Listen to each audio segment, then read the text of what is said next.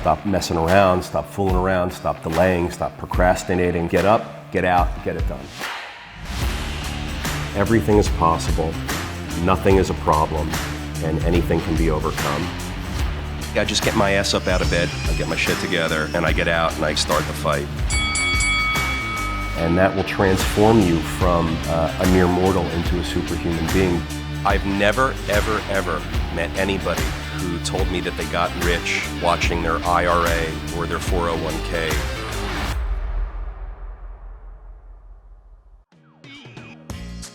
Welcome to the Daily Cash Flow. My name is George Robson. Welcome, I'm Peter Siegel. Nice to see you, George. Nice to see you, Peter. Yeah. How's your day going so far?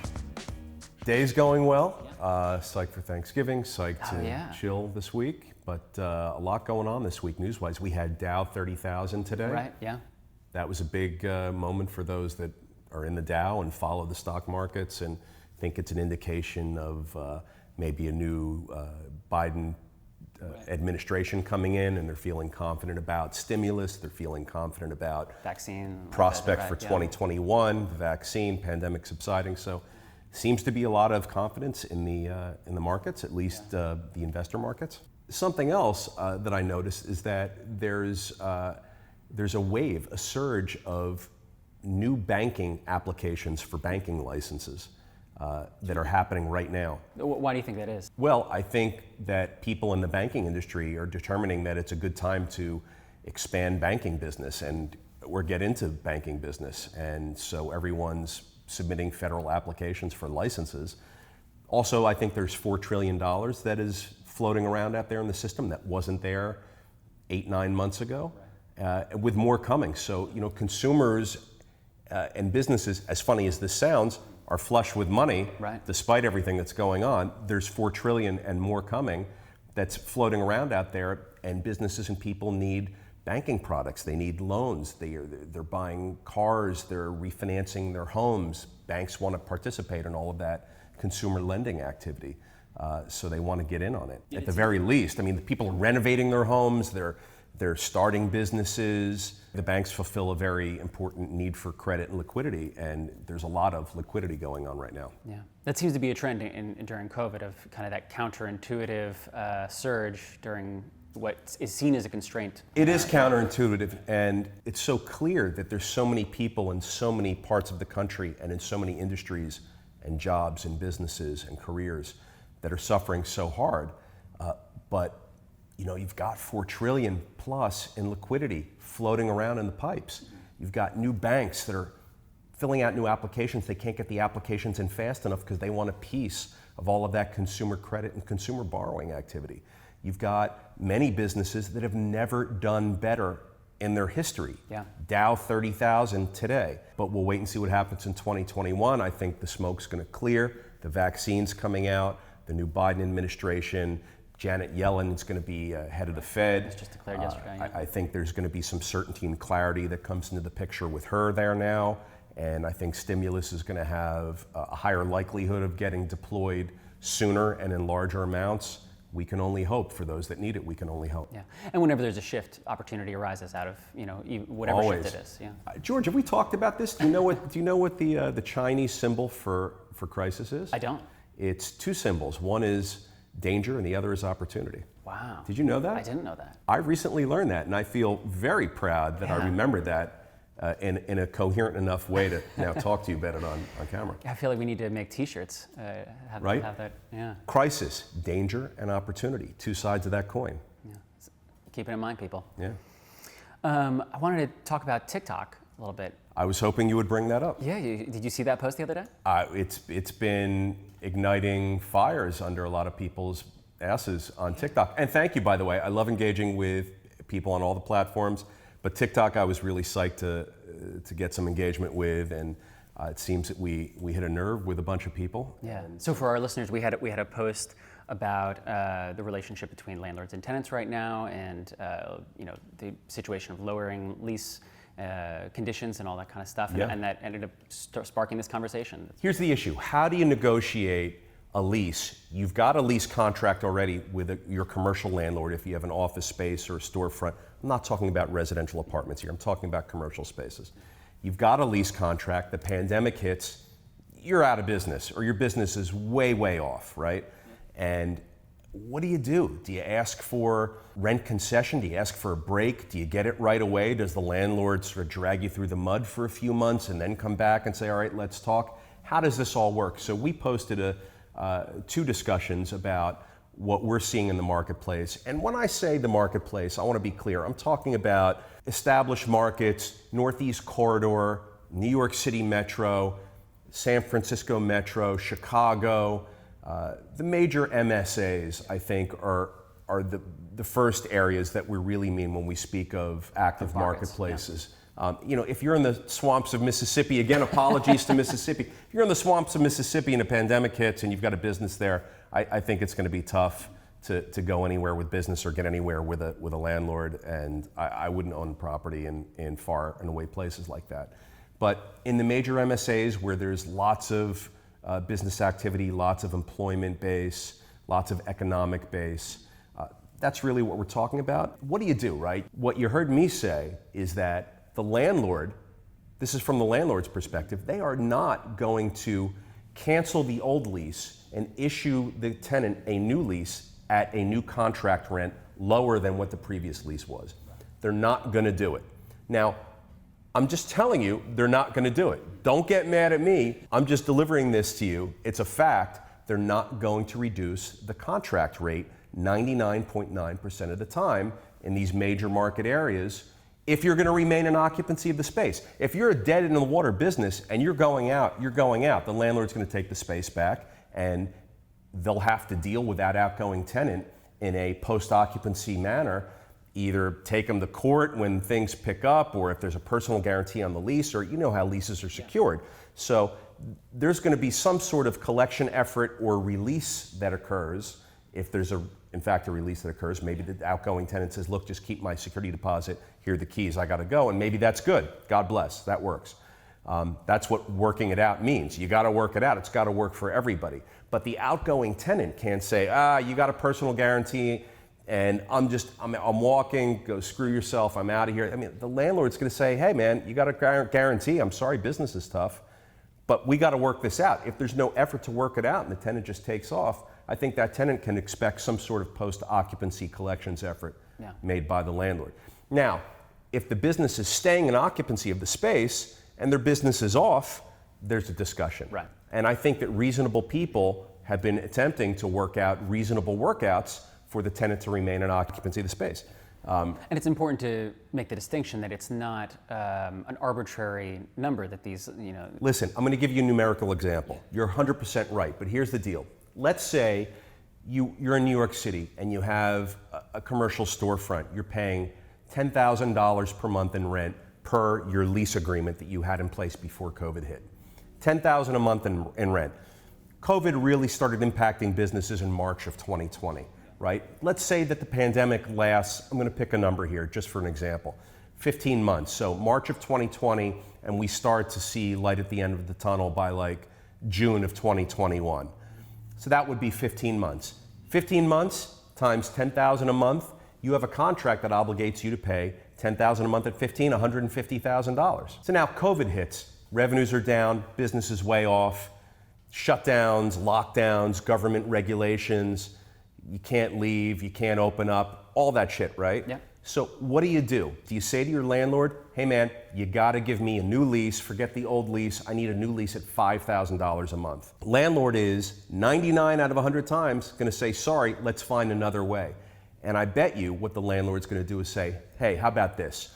Why don't I give you a temporary credit of $5,000 a month? Again, hypothetical example here. You were paying 10, why don't you now pay 5? And I'll give you a temporary credit to be paid back at a later time. Let's talk about how that looks. And we'll reassess every 3 months. You'll show me your sales receipts. We'll talk about what the business environment is. I'll try and help you with signage, and I'll take the scaffolding down outside, and I'll open up whatever the regulations allow me to do. There was a few months where I couldn't do anything as a landlord to help my tenants. Just the building had to be shut down. I get it. But let's say there's things that I can do. I'm going to engage with my tenant. I'm going to do those things. And I'm going to offer, in this case, my tenant to pay $5,000 versus $10,000 a month.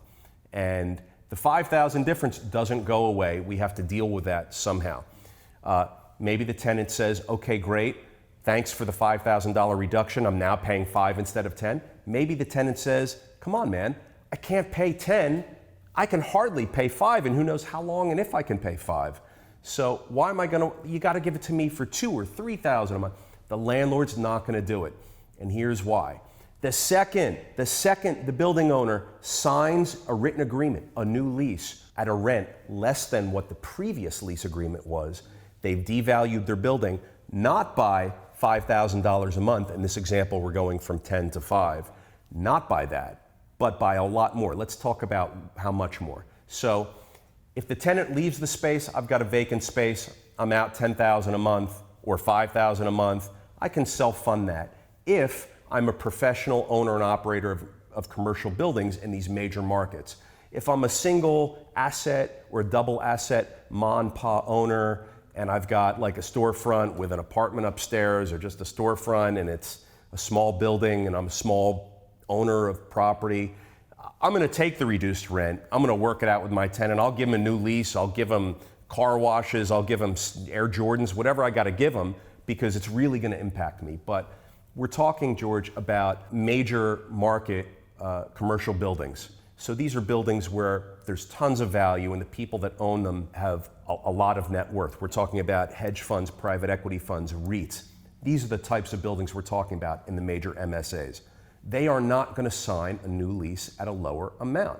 They're going to self-fund a vacancy. 15 months at $10,000 a month, they're going to self-fund $150,000. No problem.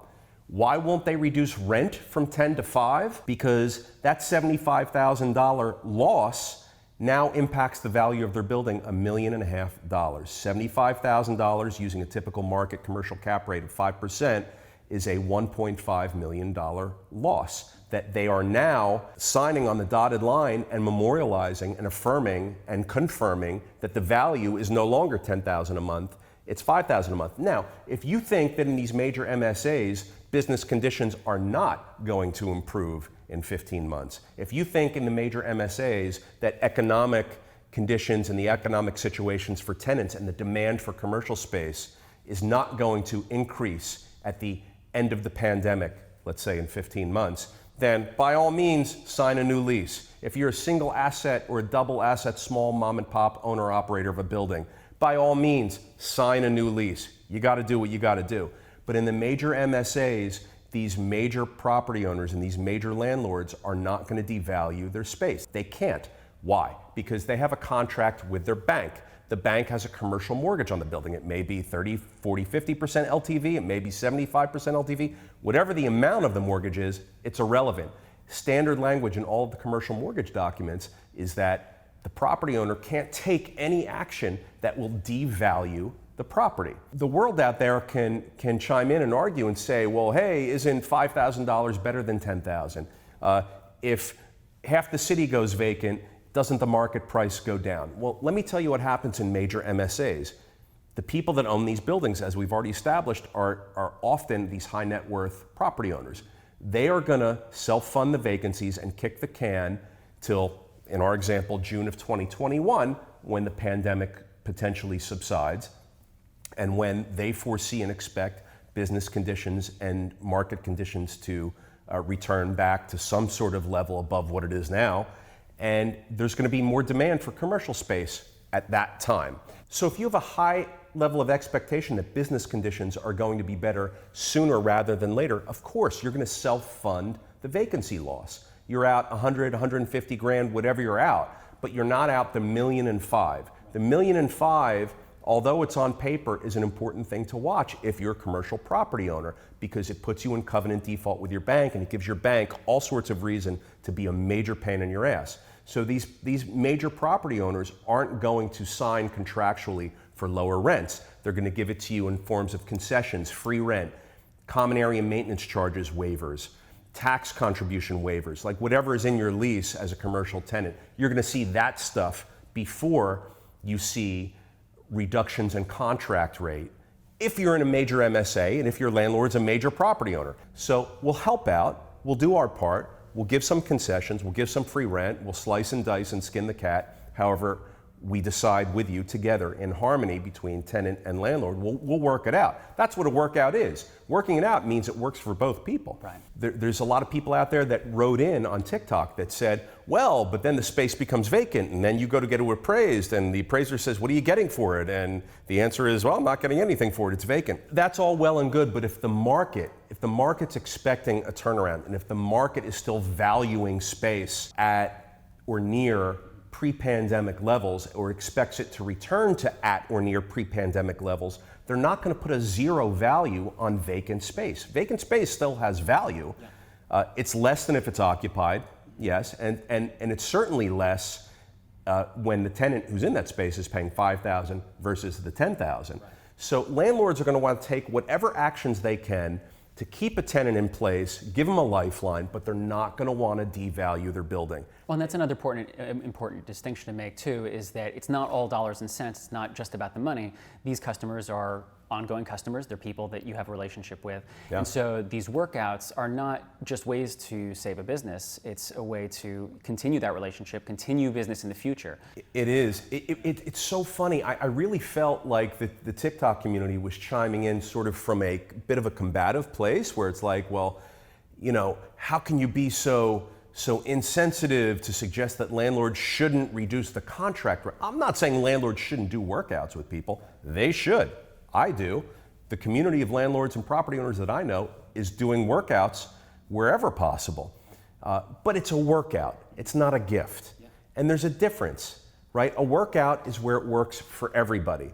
And as the tenant who's obligated in a contract to pay money, you know, I would think that, and what I'm seeing is that these tenants are really happy to get whatever they can if they want to stay in business. If they're not going to stay in business and they're outgoing, then they're outgoing. There's nothing you can do. And again, there's going to be some post-occupancy collections effort. So sure, collection rates matter. Here you have a commercial space that was getting $10,000 a month pre-pandemic and perhaps now is getting less. So the bank's going to say, Peter, what have your collection rates been? We want to know what you're doing to keep the building alive, to pay your bills. Well, here's what I'm doing, Mr. and Mrs. Lender.